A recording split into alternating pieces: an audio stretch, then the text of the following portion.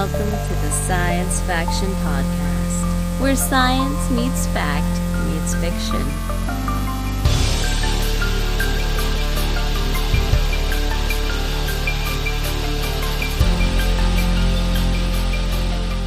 This is Science Faction for the week of November 16th, 2025. I'm one of your hosts, Stephen Dominguez, and with me tonight, two individuals that are just so happy to be here they can barely contain themselves.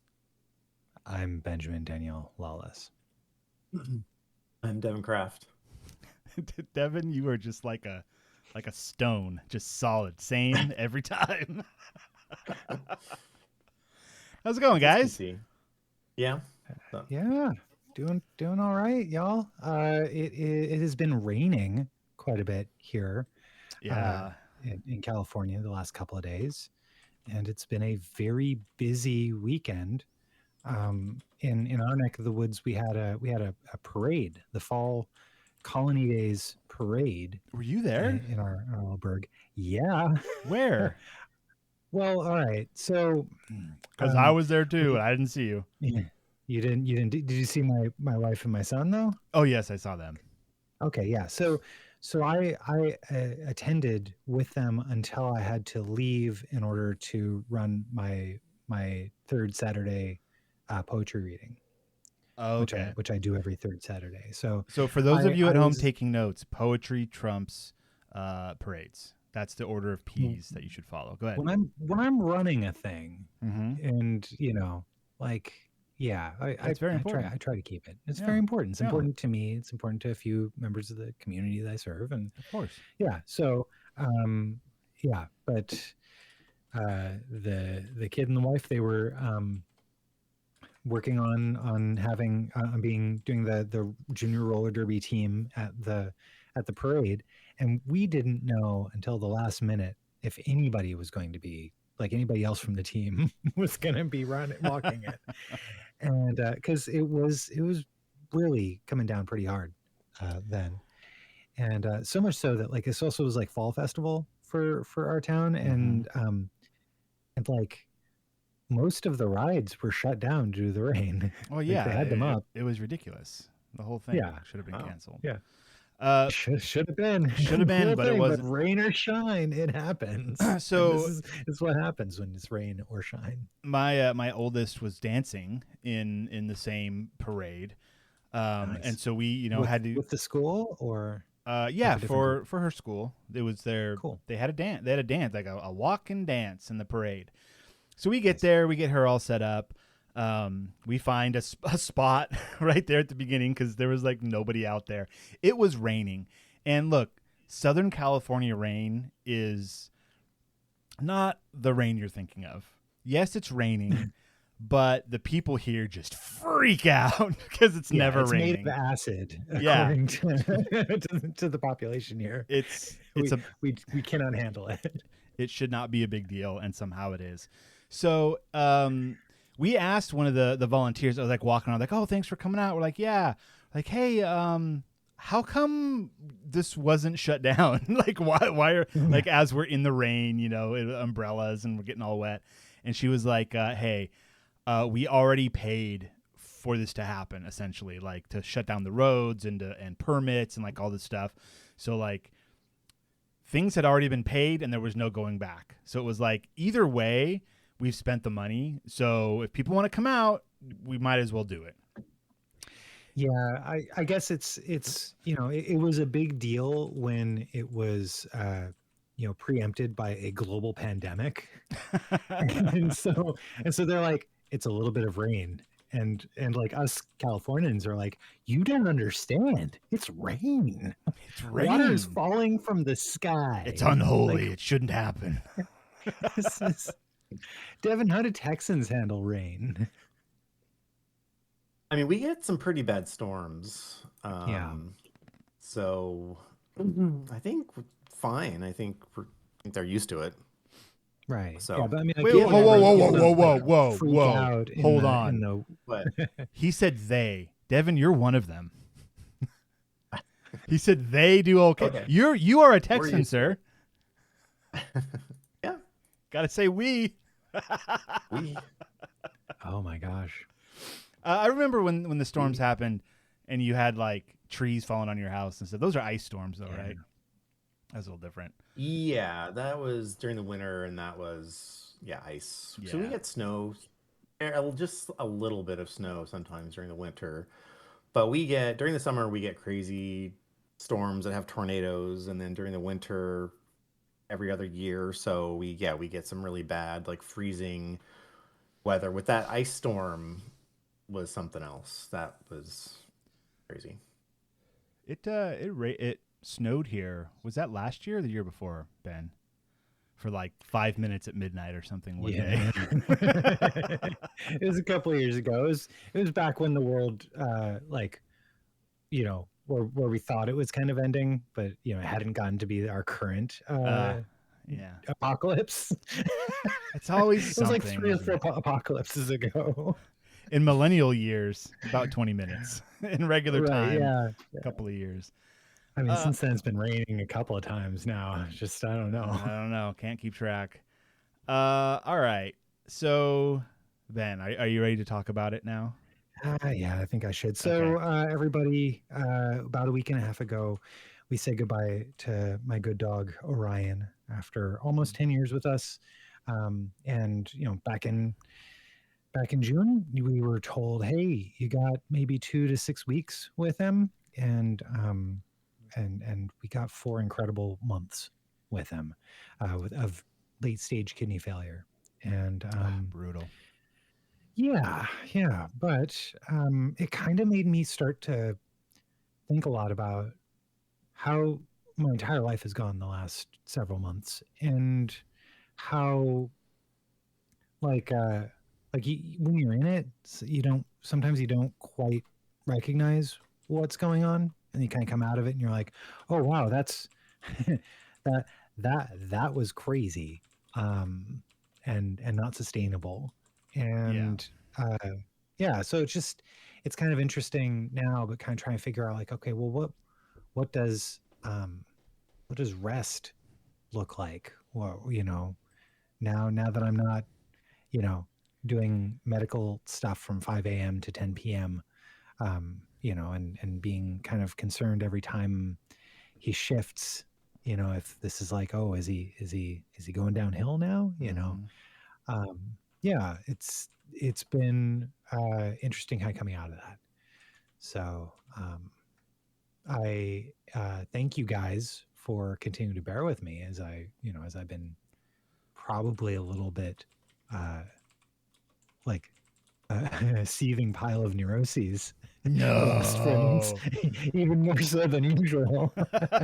But oh man, you ever seen like a Jello mold, and someone puts it down, you look closely and you just see that it's like shaking uncontrollably. But when you back up, it looks fine, but you look close and you're like, oh, something's wrong.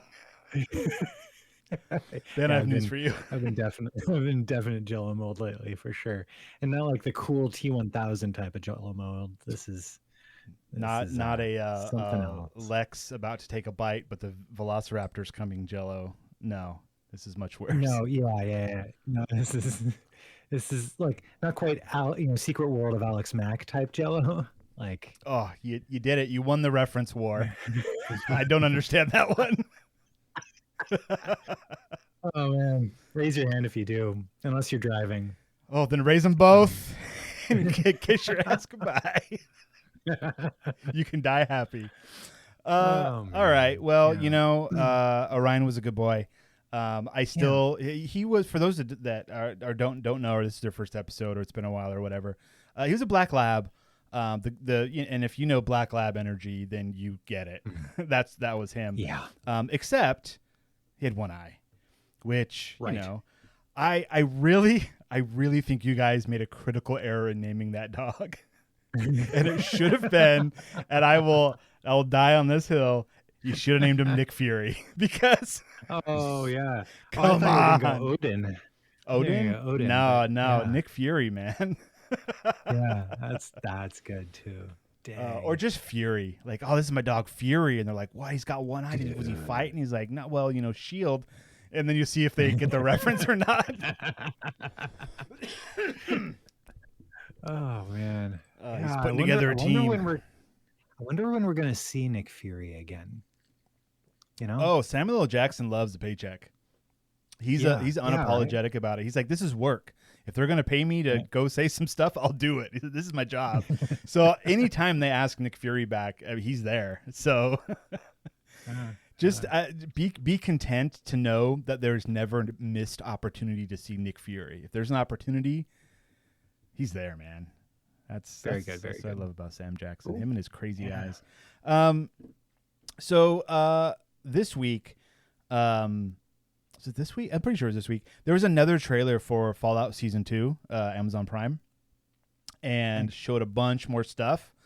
I didn't super analyze it too much, but if you're a fan of Fallout, if you're a fan of the first season of the Fallout show on Amazon Prime, there's more goodnesses coming. I can tell. That's it. Just wanted to mention that. December 17th is when the season drops. I'm so excited, you guys. I love this. I've been in love with Fallout since 1996. Like this is beautiful. Epic. Anyway, just wanted to mention that. And now you get to share it with everybody. You know, like now common people. I remember. Will share your love. Yeah, I remember times when I would try to explain Fallout to people. And because like, oh, what do you do? And I'm like, oh man, I love playing video games. And like they check out, right? And like, oh, there's this great one called Fallout. And they're like, okay, what's that about? And so I explain, there's these underground vaults, right? And there's these super mutants, and like the society's destroyed. Everything is caps to pay. That's like the money. But then like I would explain like the plot. Like there were a few times where people were genuinely interested. The Shirley Temple rum's starting to hit. If you're a patron, you know what I'm talking about. There were it's terrible. It's awful, and I love it. Bad choices, Steven. Terrible choices. Okay, enough. They don't get to hear that unless they're a patron. There are a few times people were genuinely like interested in the story, and I just would get into it and explain it, and they'd be like, "Oh, that sounds pretty cool," and I'm just like, "Oh, it's so great." And now, through like when Fallout 3 came out, and that was pretty good. People like that. Fallout 4 came out, video game, and that won a ton of awards. A 10th anniversary edition just came out with all the DLC included. I don't know who that's for, because if you're a fan, you've already bought it all, so that means nothing to me. But that's out now. And then the TV show, and they just, if you love Fallout, man, you love Fallout. And you can tell the people that made that show love Fallout. It's just such a good feeling that it's like, wow, I can finally share this, or people can finally understand and share in this crazy, awesome story in this nutso world, and get the same like wow out of it that I've have for years and years and years. Such a fun series. Anyways, should we get? No, you've got something else on your list there, Ben. You want to talk about that? Or are you done? Sure. Yeah. So, y'all may know, or maybe don't. I don't know. But I am a graphic designer, and and I have my own business where it's called Penciled In, and I design and publish books for local authors, mostly poetry, but some children's books. I've done memoirs. I've done art books, all that sort of stuff. And I several years ago,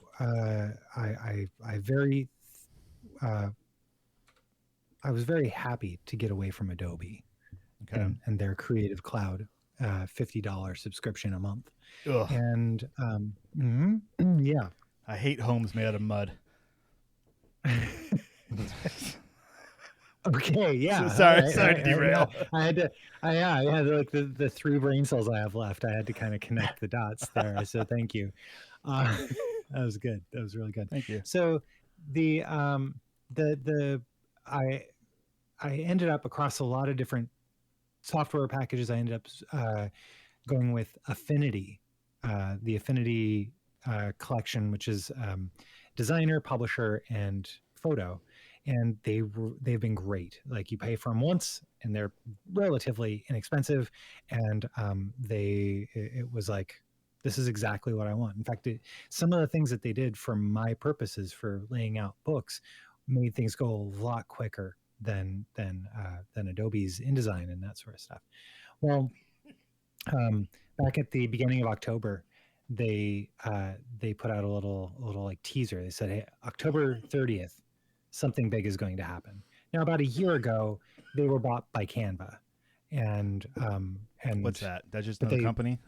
Canva? yeah, it's another company that does online design stuff. They're kind of a big player in the like, hey, if you just need a quick like flyer to go out, and we've got a bunch of templates, you can use them for free, and they're kind of disrupting the design space online, and it's pretty good. Was that like, hey, you don't need a program, just come to our website and you can just do it there. It's that kind of stuff? Yes. Awesome. Yeah, that sort of stuff. Yeah. Great. And you don't need a designer. We have designers that have templates, and you can, like if you've got half an hour and relatively decent design sense, like you can take something that's already been made and adapt it for your own use. Sure.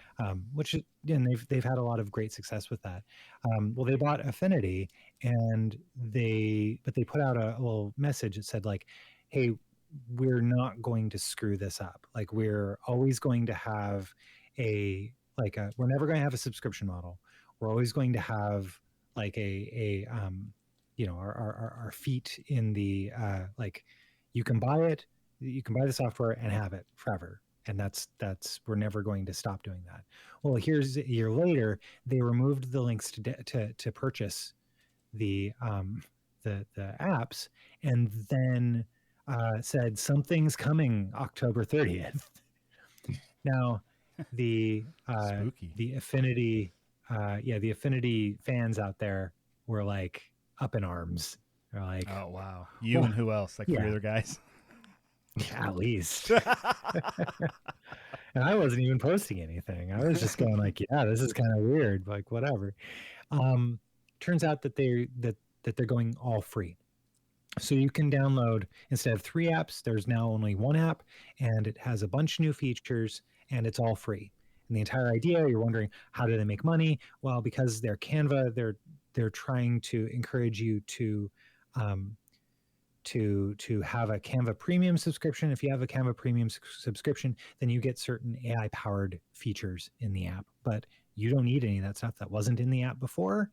And like you can like one click hide everything that has to do with that, and continue using the application as it was. Do they strike you, and this is a thoughts and feelings question, do they strike you as a ethical company?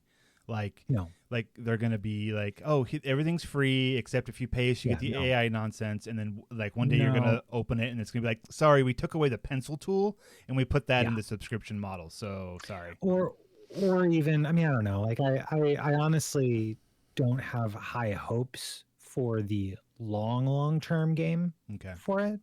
Mm-hmm. However, right now, this is an incredible move because what it does is it disrupts this portion of the design industry in really significant ways in order to hopefully remove a monopoly that Adobe has on all this. And like, I think right now it's really good. I don't like the idea, like it kind of goes against some of the philosophies that I'm starting to kind of co-opt from the Unix philosophy, which is do one thing and do it well, and then in Unix, the entire idea of like the systems and the programs that are written for it, it's like, oh, hey, I do this great thing and I hand off my output to another application that maybe does a different thing. And, you kind of hop between different stuff. So this is like not open source. It's not the Unix philosophy. It is a one-stop shop where it works and it goes real quick and it's great. And I'm digging using it. They added in a couple of neat features that I didn't realize I'd been missing from Adobe, like live trace from a photo into a vector art, as well as gradient meshes, which if you know, if you don't, it's all good. Devon, do you know what he's talking about? No, not really. Okay. It's all right. Hey, I'm just saying that, like, kind of. Not really. Okay. I know enough about digital artwork to be incredibly dangerous. Yeah. And that's about it. Okay. Well, if you want to be incredibly dangerous with a free piece of software, Affinity might be for you. Fantastic. And if you have any questions, hit me up, because I'll talk about it for an hour and a half if you want. Yeah, go to penciled.in.com and hit the contacts button that I assume is there and say, "Hey Ben, let's talk." Is there a contact button there? You have no idea, do you? It's been a while since I looked at my website. How often do you look at your own website? It hasn't been in the last 4 months, my friend. I can tell you that. Oh. Well, have you been busy? Did Nick Fury go on a mission? Just dealing with. I mean, man, like it's kind of hospice care. It's kind of what we've been doing. Oh, for sure. And you guys are having a terrible sleep schedule as well. And that's like one of the most underrated, important things that people need is a good night's sleep. And they are few and far between in this household. I'll tell you that. I'm sorry. That's fine. That's life. That's how it goes. Let's move on because we got to talk about future or now. Now. Ben, I love that you're Devon. Macco. I've been talking. I've been talking for a while. I'd love to hear your stuff, Devon. My stuff. Okay. Yeah. What'd you bring? So I have an article from Science Daily. It says new research finds no clear link between acetaminophen, Tylenol, and autism. Fake news. Fake news. Thank you. I think we all know why this is important. Mm-hmm. But if someone's listening to this podcast, years in the future, and they don't know why this would be a big deal now, it's been like a month or more since they made this announcement. But what is that in millennial time? I don't know. Either 5 minutes or 5 years. There's no way to know. Yeah. The Secretary of Health and Human Services, RFK Jr., a well-known anti-vaccine, anti-science, really just anti-science, crank, announced that the cause of autism, or at least one cause that they've identified, is acetaminophen taken by women while they're pregnant. And then it turns out they think there's a link between taking acetaminophen when you're pregnant and the baby eventually being diagnosed with autism, or according to this article, also ADHD. And at the time, people said that that's a very underdeveloped area of research, that there might be some link, but we're not sure, and certainly not to the point where there needs to be a huge announcement about it. It was all performative, really. So now, as I'm sure a lot of scientists have done who work in this area, have gone through and looked at the data to see, well, let's see, is that true? Based on what studies we have. You know what I envisioned every time there's some kind of dumb announcement like this, a bunch of scientists going, and sighing and rolling their eyes and like grabbing their lab coats and beakers, like, we got to do more science to prove it again, you guys. We did it once, got to do it again, apparently. Yeah. Anyways, that was what was in my mind. I get that. And there's a lot of, certainly a lot of crap that unfortunately now we're subject to from our actual own government because of who's in charge. Yeah. I mean, if there is a link between acetaminophen and autism, then we should certainly research that. Of course. I don't think we should, just dismiss it out of hand, but it certainly doesn't warrant what the kind of attention they gave it at all. So what they did, it was an extensive review of existing studies. This was published in the BMJ. I'm not sure what that stands for. Probably something medical journal. Baltimore Boston Medical Journal? Baltimore Medical I don't Journal. know. I'm just guessing. Maybe. Bakersfield. On November 10th finds no, yeah. That'd be pretty funny. Finds no clear evidence that using acetaminophen during pregnancy increases the risk of autism or ADHD in children. The new analysis was conducted in response to growing public debate about the safety of acetaminophen while pregnant. You can't say it either. They don't talk. Yeah. They actually talk. They don't actually bring up the directly Trump and RFK Jr. and stuff. But we all know why this is important. And so really, no, that's smart for them because this isn't a political thing. This is a scientific thing. So some people said some stuff, doesn't matter who. So now we're going to do science. Mm-hmm. Yeah. So they want to make sure that everyone knows the poor quality of the evidence because they want people who need to take acetaminophen while pregnant to be able to take it, and they should take it. It says acetaminophen remains the standard and recommended treatment for pain and fever in pregnancy and is considered safe by regulatory agencies around the world. So they talk about previous systematic reviews like this. So first of all, this is a systematic review of the studies that are being cited. This isn't a new study that was done with actual like new data and new analysis. This is analyzing studies that are being relied on. So they said that many of these studies, so they did not properly adjust for key factors shared by family members, such as potential health or lifestyle, making it difficult to determine whether acetaminophen itself has any true impact on the baby's brain development. They say that they conducted an umbrella review, in quotes, which is a comprehensive summary of systematic reviews, to figure out how strong and reliable the evidence is. So what did they do exactly? They identified 9 systematic reviews, which is funny, that together covered 40 observational studies. And so this is kind of like a meta review of 9 systematic reviews, and those systematic reviews were of a total of 40 studies. Does that make sense? So we start at the bottom of the pyramid. There's 40 studies, and then the next layer there's 9 systematic reviews, and at the top is this study review. Okay, I get it. That's weird, but I get it.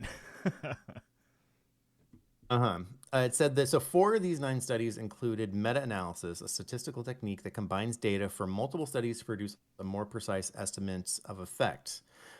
Okay, so this is where they get into really analyzing these. So they reviewed each study and said whether or not their confidence was high, moderate, low, or critically low, basically confidence in the outcome of the study. And they said the amount of overlap between studies and the reviews was also recorded and found to be very high. That's another interesting thing is overlap in the studies. So it sounds like a lot of these studies use some of the same data points. And so that's going to make it difficult to know, to parse the studies because you're like, well, you're using some of the same data points. So some of these studies overlap. So the reviews reported a possible to strong link between maternal acetaminophen use. So 7 of the 9 reviews urged caution when interpreting those findings. So 7 of the 9 are already questioning the outcome. Most warn that the results could be skewed by unmeasured factors known as confounders, such as family genetics and parental health differences. So overall, the findings was rated as low for 2 reviews and critically low for 7 reviews. So there you go. Of the 9, 2 of them were low and critically low for 7. So 7 of them, these reviewers were like, you should just basically throw them out. Only 1 review included 2 studies that adequately controlled for shared genetic and environmental influences between siblings and account for other important factors, such as that we've already discussed. So pretty much any apparent connection between parental, acetaminophen exposure, I said parental again when I meant to say prenatal, was significantly reduced after adjustments were made. So they went through, they adjusted based on, their own analysis of these studies and said that now the results are very, very low, non-existent. The authors acknowledged several limitations in the available research. The included reviews varied in scope and methodology, did not address dosage or timing of exposure, and focused only on autism and ADHD.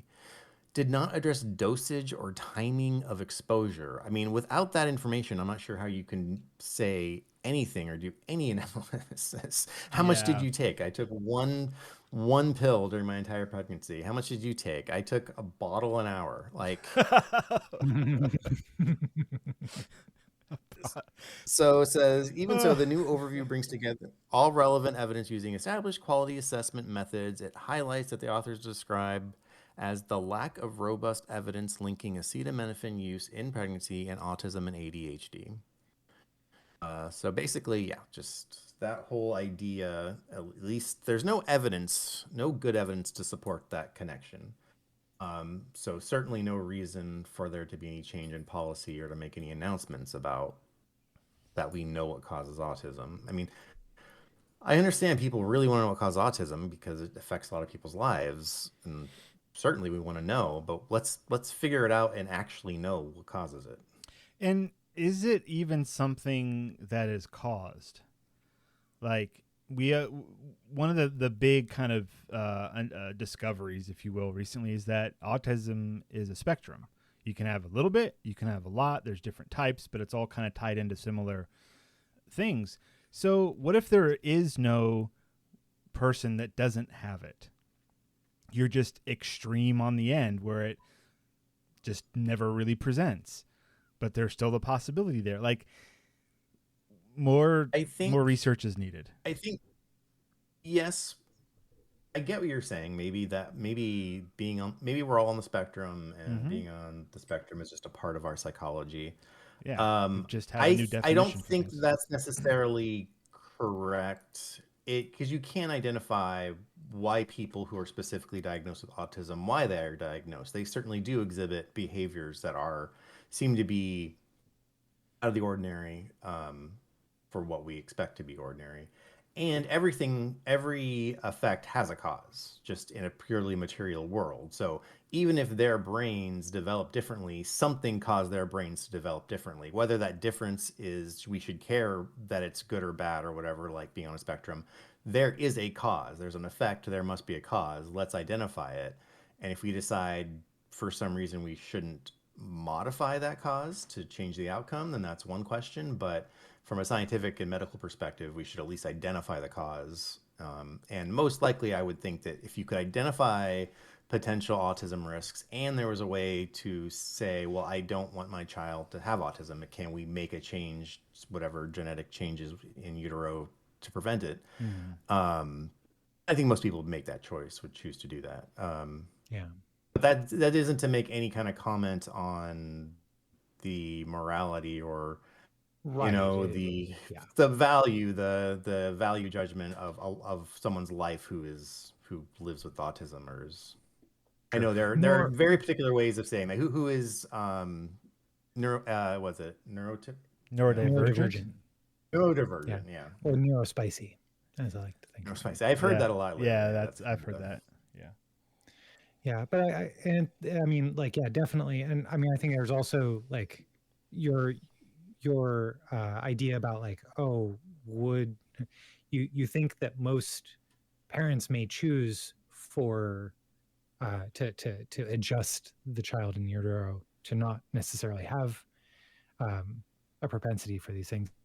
That's also a very complicated thing. We're not saying that like you're a bad person if you choose not to do that at all. Or at least I'm not saying that. No, we have no judgments. Like, yeah, at all. No. It's none of our business. Yeah.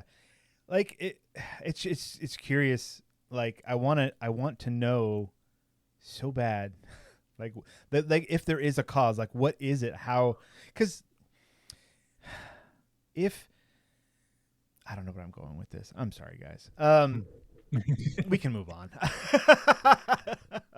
My brain started turning in weird ways. Saying, like maybe it's not a cause as in a environmental cause, or we identify as a genetic cause or not. Something there is a measurable effect.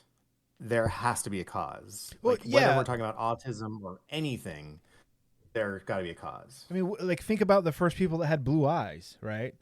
It's like, whoa, that's wrong. That's not right. That's weird. Why is that like that? And it just was like this random genetic mutation. And then enough time goes by and like, oh, it's fine. We don't care. It's another color. That's cool. But like, what if that's like part of autism is that of like, hey, this is just a new mutation. And we're working like as a society, we're working out how to adjust to it or deal with it. You know, like, and if it is like a gene that flips this way or that way, and we do have the opportunity to make that decision in utero, great. And whichever one you want to decide, great. None of our business. Anyways. Yeah. The BMJ is the British Medical Journal. Thank you, Ben. You're very welcome. Let's talk about pluribus. Yeah. What do you guys think? Well, Devon already I talked about it about a lot Pluribus. last week. Yeah. What do you guys think? Ben, why don't you lead this one? Oh my gosh. All I right. assume this is So going to be spoiler filled, right? So Yeah, we can- now we're gonna talk spoilers. You've had your time to yeah, watch the show. I think we can. Well, I mean, I know that there are some who prefer to wait until everything drops all at once. Oh, sure. Just I'm not fast sure forward a that bit. necessarily. Yeah. I'm not sure that we're necessarily going to Now, to scene spoil by scene. much. We're gonna discuss this scene by scene, Right. like you should properly do. So Apple TV has a new show. It's called Pluribus. And it is about one character. Her name's Carol, who is one of 13 people on the Yeah. planet who has not been affected by a hive mind that seems to be relatively friendly and wants for nothing other than Carol's happiness, but at an end goal to assimilate her and any other immune individuals into the hive mind. And yeah, it is a truly incredible show. that Devin, should Yeah, not so be like you the got it hive- right, man. With the way how they do the hive What? mind stuff, it's genius. Mhm. It's so good. Yeah, well, and that's so. I guess if you haven't seen it, yeah, the hive mind being good, in quotes, it doesn't appear, other than the fact that it definitely wants to incorporate everybody in the hive mind. They're very honest about that. Even her, they're like, we're just studying until we can bring you in. Like, that's just what we're doing. Mhm. But Biological they imperative. are based. Yeah, they're basically vegans. They're basically, they don't want to hurt. They don't want to unnecessarily hurt any living thing. Like they're sad when humans die, which is kind of a part of the hive mind, um, but they're sad when humans die. They even say like, because one of the humans who isn't incorporated into the hive mind is like, he's eating steak, and at some point it comes up that they're not going to eat meat, and he's like, well, what am I going to do? Like, well, you can eat all the meat that's already like slaughtered and ready, frozen and stuff, but we're not going to like raise and kill animals for you. And then he's like, well, what if I do it myself? I'm like, yeah, I guess we'll cook it for you. But so they're extremely like good in what we would probably our us being generally liberal minded would consider to be ethical people and ethical living. So and that's where it's so interesting, is like this alien invasion type thing, where the alien invasion is like positive. Like, maybe, like, why wouldn't you want to be a part of that? Yeah, it's Right. a really interesting question, and I think it's great that our our protagonist that we're following around, Carol. Aha. Aha! Not yet. And we've arrived at one of the tricky bits of the That- show. That is quite the question right there. So yeah, the main character, she's obviously self-hates. Like she's She's extremely. Go ahead. incapable of happiness. it Yeah, seems. yeah. Of any kind. There's no. Yeah, and so like they want to help her, and she's like, "No, I don't want your help. You killed everybody I know and love. Like what?" And and a nice little twist, and of course this is spoilers, is when she gets really upset at them and screams at them, it causes the entire hive mind to just shut down. And she finds out in one episode that when she yelled at him once and they did that, they all kind of shut down. They like freeze and shiver. It's like a nervous reaction, like a nervous system shutdown or something. But this is the entire world. So when she did that, 11 million people were in precarious situations and ended up dying because of it. Yeah. And so Yeah. her temper tantrum killed 11 million people. So now she's like got that on as well, like piled on to everything Well, and else. And now it's like, if you do it again, it'll keep happening. So you have to try to stay calm, or you're just going to keep killing millions of people. Because the hive mind isn't just going to stop doing what it's doing. It has to feed all the people who are a part of it. So the regular, operations have to keep going on in the world, although very efficiently. Yeah, like I want to see more of that. It's been alluded to in especially one episode, but like they are shutting down power grids that aren't necessary. They're moving food. So our main protagonist / antagonist, Carol, goes to her local grocery store to find it completely empty. So she calls them up, and then she's like, "Where's my food?" And they're like, "Oh, well, we're moving it all to distribute it more effectively." And she's like, "I just want to buy groceries." And they're like, "All right, hang on a minute." She says, "I want to be independent," is what she says. Yeah, I think she says, "I'm a very independent person." Yeah, I'm a very independent person, and I want to do my own grocery shopping. Yeah. So this independent person ends up finding out just how many people it takes for her independence. Yes. Like it takes an entire army of people to come back in and restock the shelves, and and then also to continue to work the stores in order to maintain the freshness of the food on the aisles and all that sort of stuff, just to give her the illusion of independence.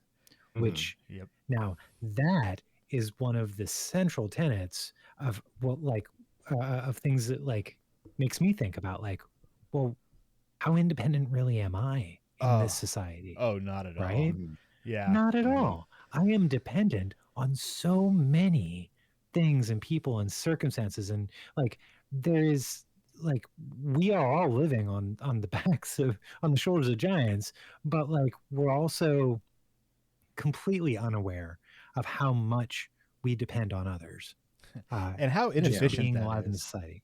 Yes. Well, especially like for Carol, it's tremendously inefficient because this is just for the one. I mean, it's not inefficient in our world because everybody it's benefiting. Well, in general, not to get into any specifics because there's plenty of problems with everything, but in general, it benefits everyone because everyone's doing their job to maintain that system and then benefiting from that system. Like everybody's going to the store to buy stuff, but just for one person,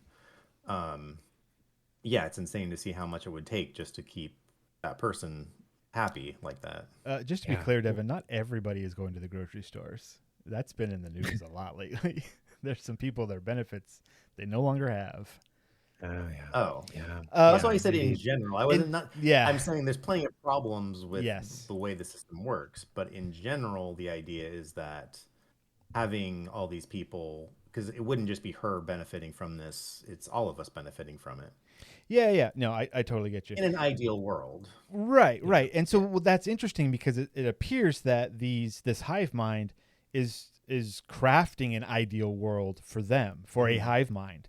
And like I want to see more of that in the show. Like what do their distribution centers look like? Like how are they moving the survivors to like certain population centers that are equidistant apart so they can share more effectively? Like I want to see all that. Probably. Yeah, that would be cool. But I was like, are they in overall? Is it like, are they building a spaceship to move their their biological imperative is to go to more planets and spread, or are they building like a big emitter, like because this all started receiving a signal? That's what I would say is that would be part of their imperative is to like, okay, we got here, we got the people, now let's build the thing to shoot out to another planet to keep going. Totally. Yeah. I mean, and there is some mystery there, like how did it was all encoded in DNA, right? It was the 4 nucleotides. So like there's like how did they know that? That's kind of interesting, unless that's what life is.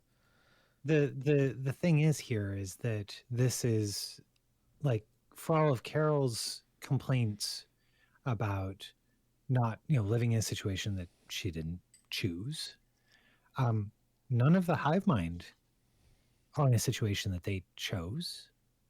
Like they are simply making do with the situation they've been given. Yeah. They basically woke up because I don't think they have like any memories or connection to whatever entity exists in another solar system. Right. You know what I mean? I don't think they have that built in. So yeah, like that entity woke up one day in a lab on Earth Mhm. and was like, okay, now I have to do what I do, which is spread, and that's what I'm gonna And, do. And then it ends up in that situation. It's and then I'm curious, like one thing that I'm curious about is, it wakes up, it is absorbing more and more people, and it's developing its value system. And I'm curious if this is the value system it chooses because it sees it's the best of us, or if it's a value system that chooses because it sees that it is the the average of human life. Like, are we inherently, on average, good people that, like, and I'm not talking about just Western world and our own viewpoint, but The like entire globe. the entire globe. The Western world is a very small portion of that or is a smaller portion of that population yeah. than we would like to believe. Um, and so, like, yeah, I'm curious about the philosophy of that. So They have values. my first assumption was that their personality is an average of human personality. And that's what I thought was kind of interesting too, to be like, yeah, are we, if you average all of us together, would you end up with a generally positive, ethical person? And I think that's possible, I think for that's sure. what, unless there's hidden stuff we haven't seen yet in the show, I think that's kind of what they're trying to say, was that if Hmm. everyone on the planet could be in everyone else's mind at the same time, because that's what they do, they just share all memories and everything, all seemingly simultaneously, then that's what we get. We get a polite individual, in big quotes, that is trying their best to make sure everyone's good, everyone's happy, everyone can survive, and I would imagine reproduce at that point. Hmm. And Right. that's what I see. Like, and to your point, Ben, I thought what you were getting at was that because this started with scientists in a lab, did that mold the like the Oh, thought process, or like that was the blueprint for everyone else as they all started to get connected, was from a scientific standpoint. yeah. I mean, maybe, but I think it's more just like it would be natural for people to do what they're doing in the show if everyone was inside everyone else's mind. Right. Like, you would just go, oh, all of us are the same. Well, we all want to survive. We all want to feel good. We all want to, eat. We all want to do things efficiently. Like, everyone has their own ways, but because of the mass, the billions that are connected, you can just kind of massage it and make it work and agree. And I think that's what we're seeing. If not for our So antagonist and protagonist, this would be a very yeah, interesting show. No. She's it's an amazing part of the show. yeah, Well, I think it is a great idea to have her as part of the show. Oh yeah, yeah. yeah. As But much the as I thing about dislike her, her as a person, yeah, but definitely. without her, there's no conflict in the show, and that's Mhm. like Maybe we're that's why examining this. the was it the second episode when she got together with like five other English speaking people, which again, Uh-huh. talking about the worldwidedness, most of the people that this didn't affect them for whatever reason don't speak English natively. Um, Oh, sorry. Yeah, none of them other than Carol speak English as their first language, yeah, yes, and yeah, these five speak it as their third or fourth language. right. Mhm. But like I'm curious. What was my point? Getting them together. There's a reason for that. Oh, because so it was showing the viewer, here's what a typical person would probably do. They'd be okay with it. They'd just want to be with their family. They wouldn't put too much thought into it, and they just try to like roll with the punches. That's kind of what a typical person, I think, would do, but that's not the main character. So they had to show that to be like, yes, that is the normal reaction, and yet we're following Carol instead because that's more interesting. Because you would Yeah, like, because I wouldn't cause a huge fuss. Carol's lost everyone she cared about. Yes. Like Yeah. during the joining, her significant other, Helen, uh, she she died. Yeah. She was joined for an instant to Mm-hmm. the hive mind, and then through Well, that so perished. Yeah, so I have a lot of, I mean, that's the one thing about her is I would have so many questions about how it works and what's going on, that she's so angry she doesn't seem to care about that. She just wants it to end because she sees it as an affront. Um, so like I would wonder like because they certainly have Carol's memories Hmm. because Carol Well, not Carol. died when No, not Carol. The other one, sorry, Helen. her Helen. spouse, Helen. Helen. Okay. Yeah. Helen. Um, because that's the other thing. So some people, it didn't affect some people because what happened was basically the hive mind figured out ways to spray this chemical that spreads it all over the earth, and some people it didn't affect, although it's very very few people, as we can see, like 11, 12 people. Um, and then, but a lot of people died when that happened. And they even, that's one of the things they talk about in the show, because she asks them, like, how many people died when you did that? And it was like in the tens of millions or hundreds of Eight millions. hundred 86 million people died during the initial joining. Yeah. And then that's when one of the other humans says, well, you know how many people you killed when you did when you were angry at them? And that's when you find out it was in the millions. Oh yeah, Yeah. 11. Yep. Yeah. And, but they have her memories, Ellen's memories. So even the people that died in the initial exposure, they were still enough of the hive mind for the hive mind to get their memories and still have access to them. So that's a few of like I was wondering if they uploaded, basically we'll call it like uploaded the memories of the people who died in the initial exposure, does that include their personalities, not just their memories? And does that mean that essentially those people are still alive? Yeah, I think so. Because they're part of the hive mind anyway. Like whether their physical body exists, their whatever made up their uh, Yeah, but is a I'm like clone I that really begs the question of alive? what does that mean? yeah. I Like I so am that's yeah, the I other thing I imagine was yeah. that I imagine that's going to be like when they do figure out how to bring Carol into the hive mind, when they, because they currently are saying, well, hey, your life is your own.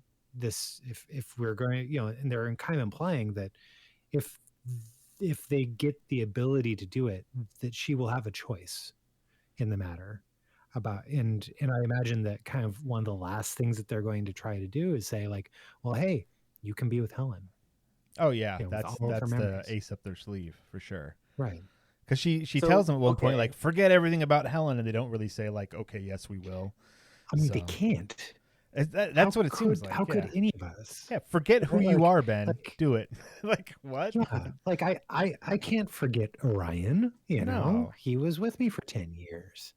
Even though he's not with me right now, I'm not gonna. So like that, and this Helen is as much a part of any of them as any of them are. You Hmm. know.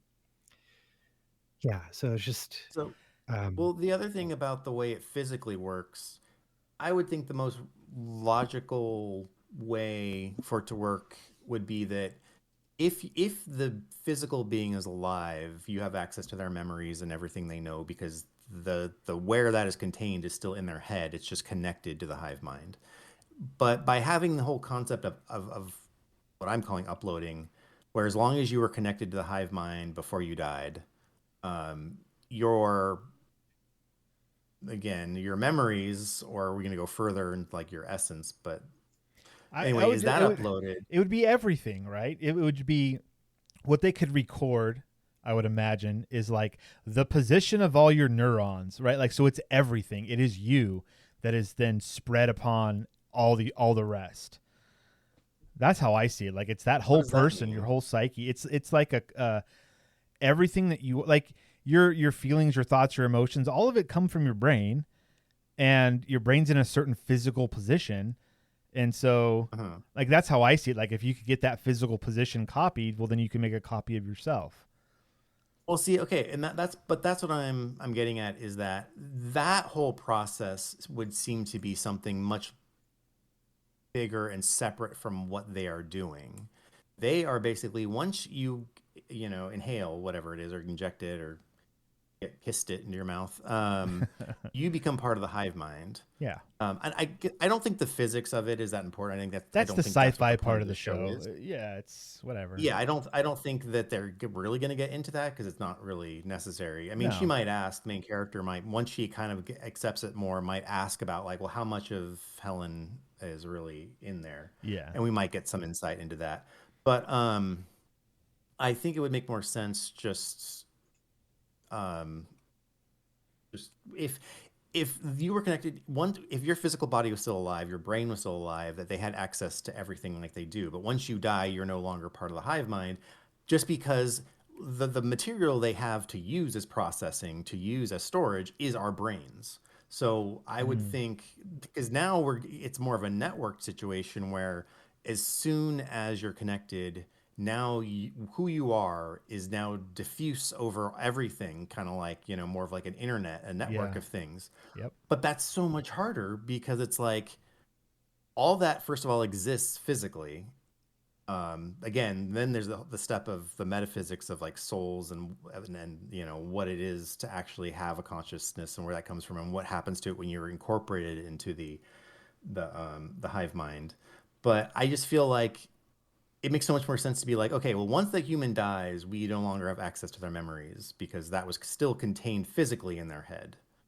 Okay. But where they're going with a no, it's all instantly uploaded to the cloud, which exists physically somewhere, which would be people's brains. But I I guess, well, that's just one of the conceits, I guess, of the show is that yeah. that's how it works: is you're uploaded to everybody and you stay that way, Well, even if your physical body dies. since Carol doesn't understand it, we the viewer are not going to understand it.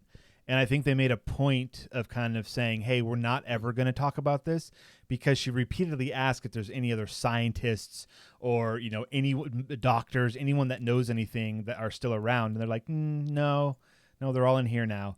And so, like, we're not going to suddenly find another person who's like, "Oh, I got it. Here's what's happening, Carol." Like, that's not what this show is, and that's not what it's about. So I don't Well, think we'll ever it's know. not, but that's why, like, not only is the main character frustrating because of her personality, which is Mm-hmm. it's the point of the show. It's frustrating to me because I'm like, there are so many questions to ask. Like, Yeah. they probably don't even know the answers to them. They were probably just like, no, this is just how we live. Yeah. Do you I know actually how your don't know phone how it works. works? Yeah. Exactly. Which would also be kind of interesting to be like, this is the situation we're in and we live with it and we go up, like, yeah, you don't even know how your own body works. Like, Yeah. I'm not a biologist. I'm not a doctor. I don't know anything really. And there's plenty of stuff we don't know as a society because we haven't researched and gone that far. So, like, to ask them, okay, so do you have like one mind, or how do asking them things about their consciousness, they might say like, we don't know. You don't know how your consciousness works. We don't know how our consciousness works. Yeah. Um, And I guess plus, that would it's be it. like we think of them as a them, but it's really a they. Like it's all the Yeah, people. Like there that's is no like other alien thing in the people. It's just everyone's connected now, suddenly, instantaneously. Well, Yeah. and that's why I do wonder, because I feel like if it referred to itself as an I, that actually might make more sense because it Mm-hmm. is one entity.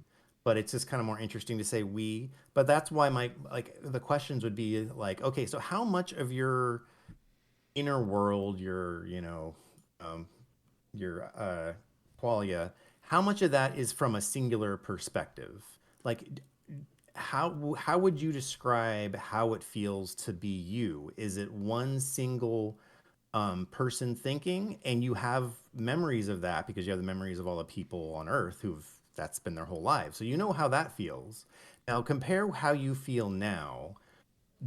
Is it the same as though the memories of what it feels like to be a single individual, or is this feeling of experience different? It actually does feel like a multitude, but yet somehow there's a focus that brings up one thought or idea at a time. Like, I want you to compare that and tell me what that's like, because I want to understand how you work, and also it might give some insight into how consciousness works. Like, that would be the kind of questions I'd want to know, is like, what's it like to be a hive mind? Is it a singular feeling, or is it always a multitude and yet you can act as one? Or how does, like, when a person, because you're controlling the entire globe and it's all efficient and it's all, people doing all the jobs to produce food, and any single individual can like fly an airplane because now they have the knowledge. It doesn't matter if we don't need the actual pilot, we just need a person because any person knows how to fly an airplane now. Do you have to think about each individual going along their tasks? Do you just give a general command, I want this to happen, and they somehow have enough brain power within themselves or within their own subnetwork to make those decisions independently? Is it more like I don't control the white blood cells in my veins? They just do whatever they do because they're programmed to. Is that what it's like when individual humans operate as part of the hive mind? Or is there still more of like a sense of I have to tell every human what to do, but it's not a big deal because that's what I've always known. So it might sound like a lot, but it's really not. It's somehow automatic. I want to know how consciousness works. And I want to know how its consciousness works. Yeah. I'm there with you, man. That's some good questions. I don't think this show's going to answer like any of them, but those are some good questions. Think so, but it's more of just like if I was the protagonist, I would be like, man, I have so many questions. But she's just like, I'm angry, justifiably, because they killed everyone she knows, especially because they killed her partner, which I would also be mad. I mean, yeah, this would be an entirely different show if her and Helen both survived. Like, yeah. Sorry, and one more little. Sorry, I'm ranting, but no, do it, rant. That part of it too is interesting because you could say like, well, no, she's not dead. She's part of this collective consciousness, so don't act like she's dead because only her body is dead. However, the personality of the collective consciousness is not that person. And she demonstrates it brilliantly when she asks the kid to do a complex math equation, and he does it. And his mom, who's been desperately wanting to believe that this is her son because she doesn't want to lose her son. I completely understand that. The body exists. His apparently his mind exists somewhere within this hive mind. So he exists. His body exists, his mind exists, and here is this singular person I see in front of me. But his personality is not his. It's an amalgamation of all humans. And that is not your son, right? And even though, so for her to if the hive mind wants to tell her, no, look, Helen, is it Helen or Ellen? Which one do I keep saying? Helen with an H. Okay, yeah. If she still exists, she's here with us. You can talk to her, sort of through us. I would completely understand her reaction to be like, no, that's not her. That's not the person. You don't sound like the person I knew. A puppet with Helen's memories. But Helen didn't know how to fly an airplane, but yet if she does now. So like I mean I think that here's the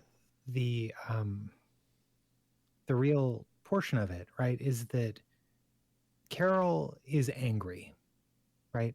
Of course, very much angry. However, is directing that anger at the only person that she feels she can, which is it's not fair. Right, like there's no like they didn't do this to Helen. The circumstances that created them also killed Helen, but they were not. It was not caused by them. They're all making do with the circumstances they're under. At least that's nobody how I'm asked reading it. to be born. Yeah, same. Yes, exactly. So we all make do. I think this show is.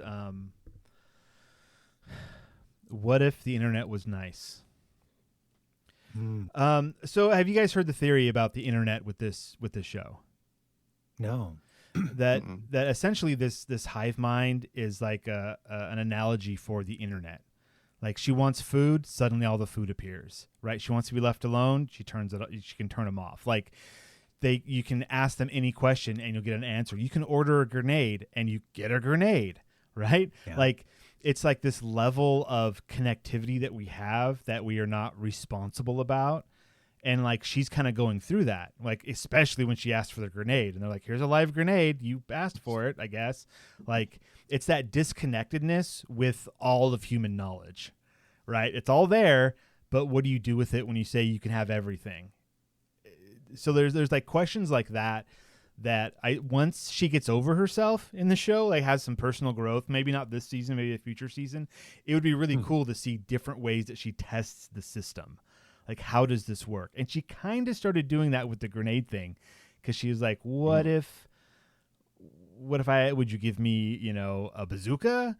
Would you give me an atom bomb? And they were like, do you want an atom bomb? Yeah, why would you well, want one? She's like, hey, you said I could have anything I wanted. Yeah, Yeah. but and But really, we would let you know how disappointed that we are in your decision.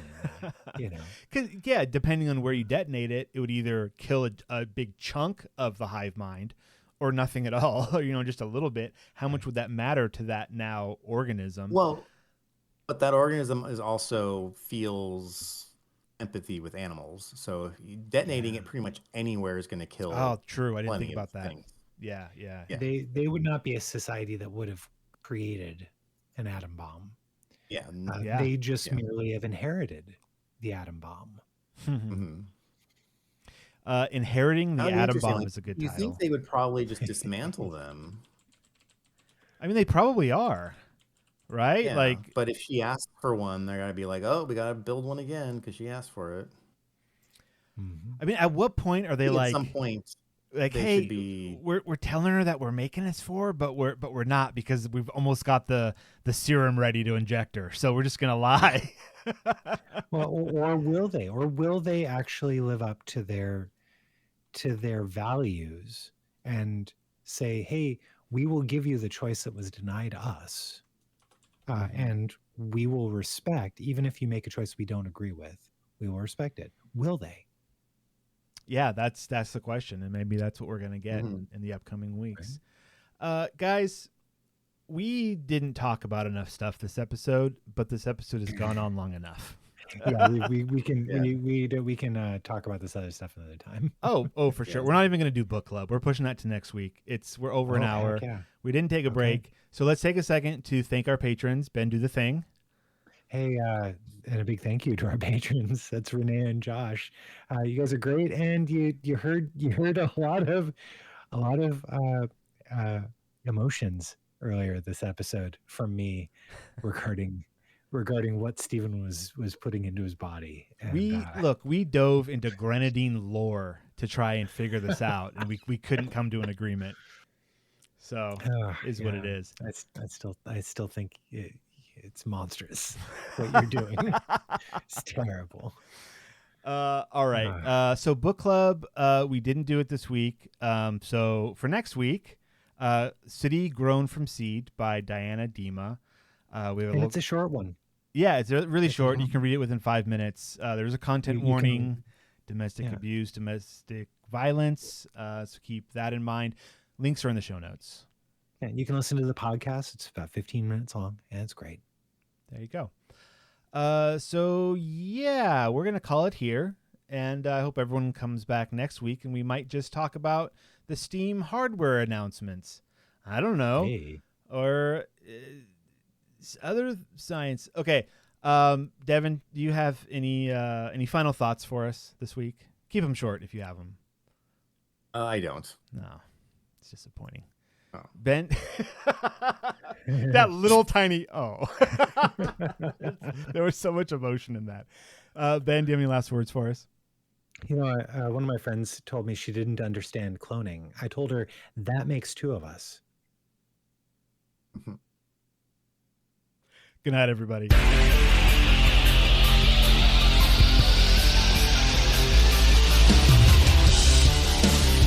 This has been the Science Faction Podcast. Tweet to the host at SciFact Podcast. Email them at sciencefactionpodcast@gmail.com and visit sciencefactionpodcast.com for more episodes.